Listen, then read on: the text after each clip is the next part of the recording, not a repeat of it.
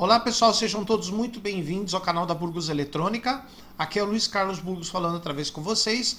No vídeo de hoje nós vamos continuar com a nossa série sobre dinossauros da eletrônica, que são aqueles componentes ou circuitos eletrônicos que se tornaram obsoletos ou não tem mais no mercado, ou se tem, é numa quantidade muito menor do que na época que eles eram populares.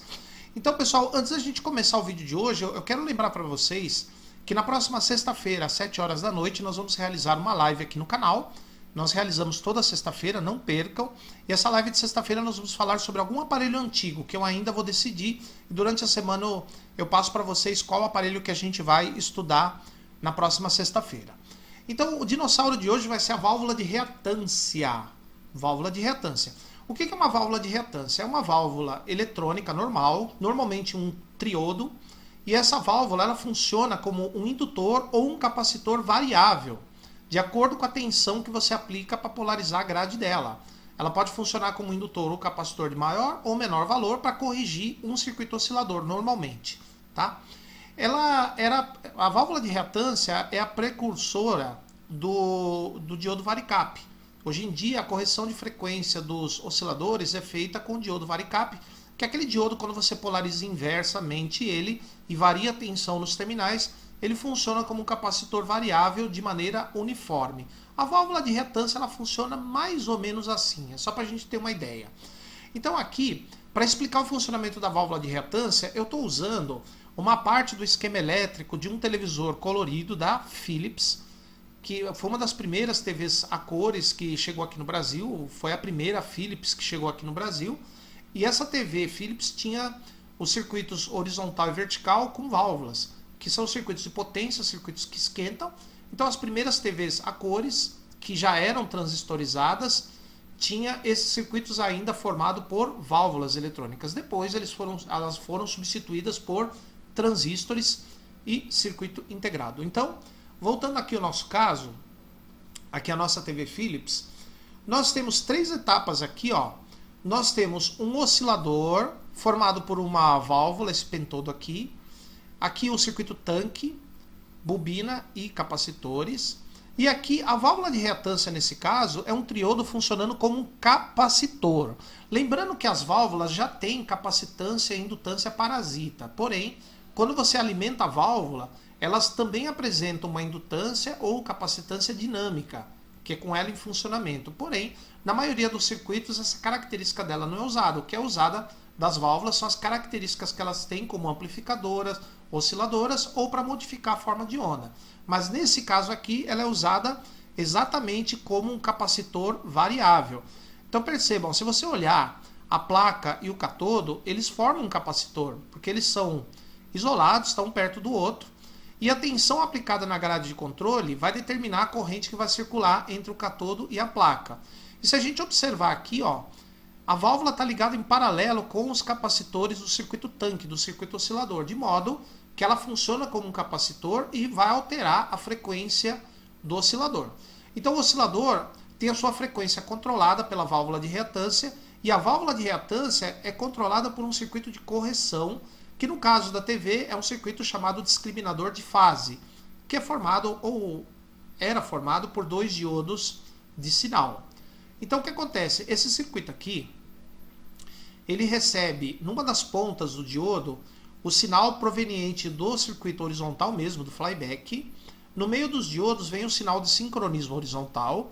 O circuito horizontal da TV funciona na frequência de 15.750 Hz. Na verdade, 15.734, para ser mais exato.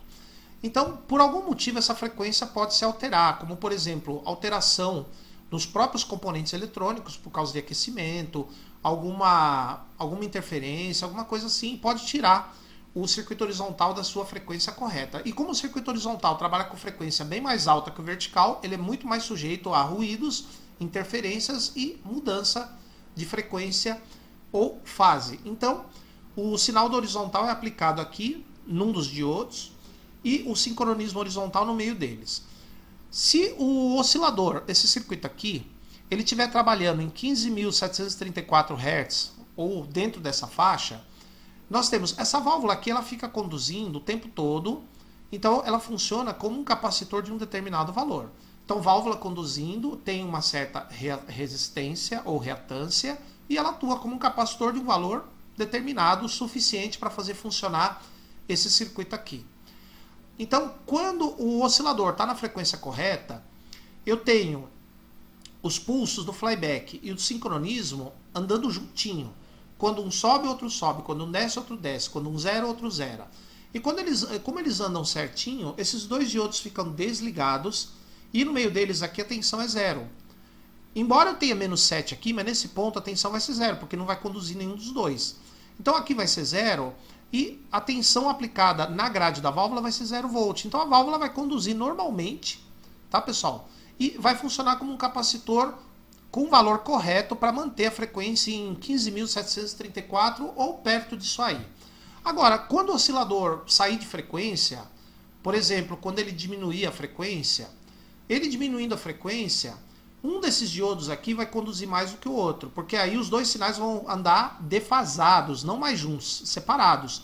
Então vai conduzir, por exemplo, o diodo de baixo. Quando esse diodo de baixo conduz, a tensão aqui fica negativa, vai tensão negativa para cá. Quando conduz o de cima, vai tensão positiva. Quando conduz o de baixo, vai tensão negativa.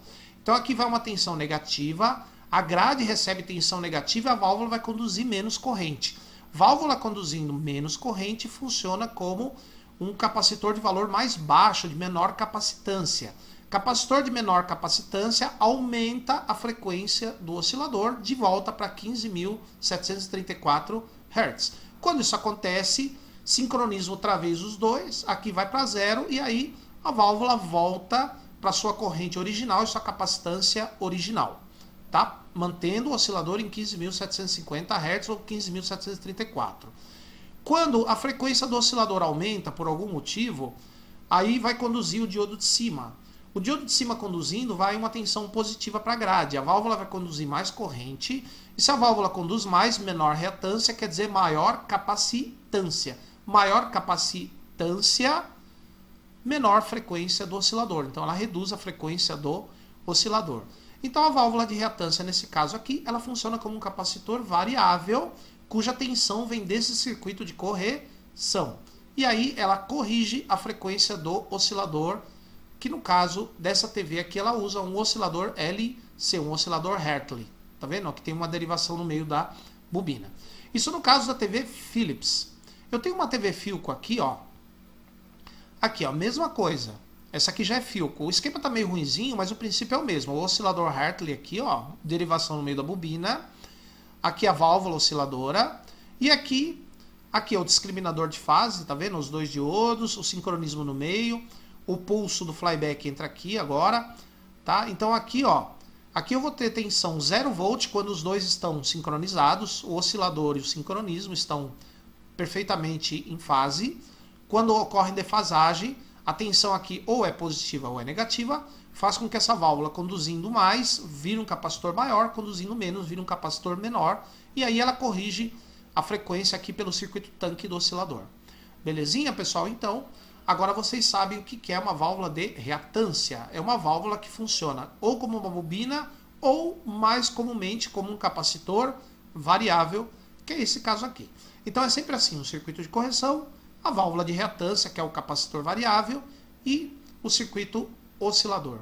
Beleza, pessoal? Então, se você gostou, dá um like. Se você não gostou, pode dar um dislike. Sejam educados nos comentários, inscrevam-se no canal, ativem as notificações.